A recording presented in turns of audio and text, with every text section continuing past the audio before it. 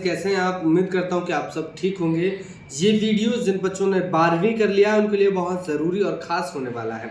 देखिए, smart skill group of education का जो रजिस्ट्रेशन प्रक्रिया है वो अभी जारी है। और सबसे पहले मैं आपको बता दूं, जिन बच्चों ने रजिस्ट्रेशन कर लिया है उनके लिए बहुत ज़्यादा ज़रूरी सूचना है। ये सूचना उनके लिए है और जिन्होंने रजिस्ट्रेशन कर रखा है वो इस वीडियो को पूरा देखें। मैं आपको बता दूं, रजिस्ट्रेशन जिनका हो चुका है उनको लगभग अभी तक काउंसलिंग लेटर जो है वो जा चुके हैं।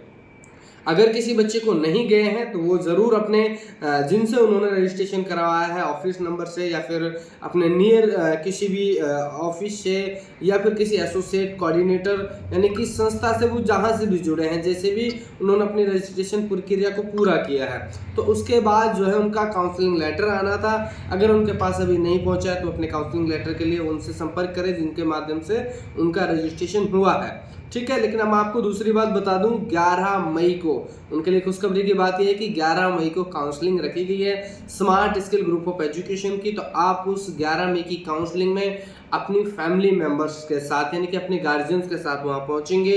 आप 10 को भी पहुंच सकते हैं। अगर आप दूर से हैं तो आप 10 तारीख तक ही पहुंचे, 10 के शाम तक पहुंचे। अगर आप कहीं पास से हैं और सुबह 10 बजे तक ऑफिस यानी कि जो हिसार है, हिसार में जहाँ ये कैंपस में काउंसलिंग रखी गई है वो आपको मैं जगह बताऊंगा, तो वहाँ अगर आप हिसार पहुँच सकते हैं लगभग 10 बजे तक तो आप उसी दिन भी जा सकते हैं। आपको बता दूं, सबसे बड़ी सूचना ये है कि जो बच्चे बाहर से हैं उन बच्चों का रजिस्ट्रेशन हो चुका है, उनका काउंसलिंग लेटर जा चुका है। उनको काउंसलिंग के लिए आना है, वो 10 तारीख तक अपने जो है हिसार पहुंच सकते हैं। और साथ ही जिन स्टेट्स का अभी रिजल्ट नहीं आया है, कुछ स्टेट ऐसे हैं जिनके रजिस्ट्रेशन बच्चों के हो चुके हैं लेकिन उनका अभी रिजल्ट नहीं आया है, वो लोग चिंता ना करें। वो बच्चे, वो छात्र छात्राएं बिल्कुल चिंता ना करें। उनके लिए ये है कि वो अपनी काउंसलिंग को अटेंड करें। जब उनका रिजल्ट आ जाएगा तब उनकी एडमिशन प्रक्रिया जो है वो करा दी जाएगी। तो इसलिए ऐसा नहीं कि किसी का अगर रिजल्ट नहीं आया वो बच्चा ना जाए, ये बोले कि सर मेरा रिजल्ट नहीं आया और मैं काउंसलिंग में इसलिए नहीं जा रहा हूँ। तो आप ऐसा ना करें, आप ज़रूर जाएँ, काउंसलिंग में पहुँचें। और काउंसलिंग के साथ साथ आपको मैं ये बता दूँ कि अगर आप दूर से हैं तो 10 तारीख को ही आप पहुँचे। काउंसलिंग का जो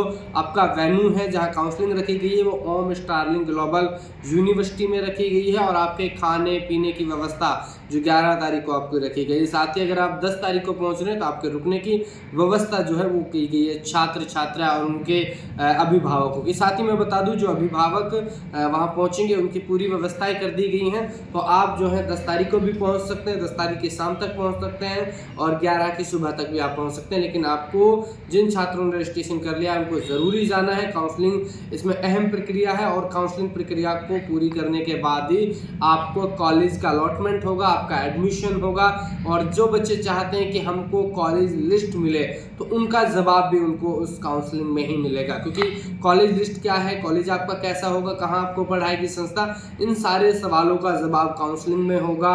ये सारी चीज़ों के जवाब आपको काउंसलिंग में मिलेंगे, कॉलेज आपको काउंसलिंग में मिलेगा। और काउंसलिंग अटेंड करनी उस छात्र के लिए बहुत ज़रूरी है, अति आवश्यक है काउंसलिंग।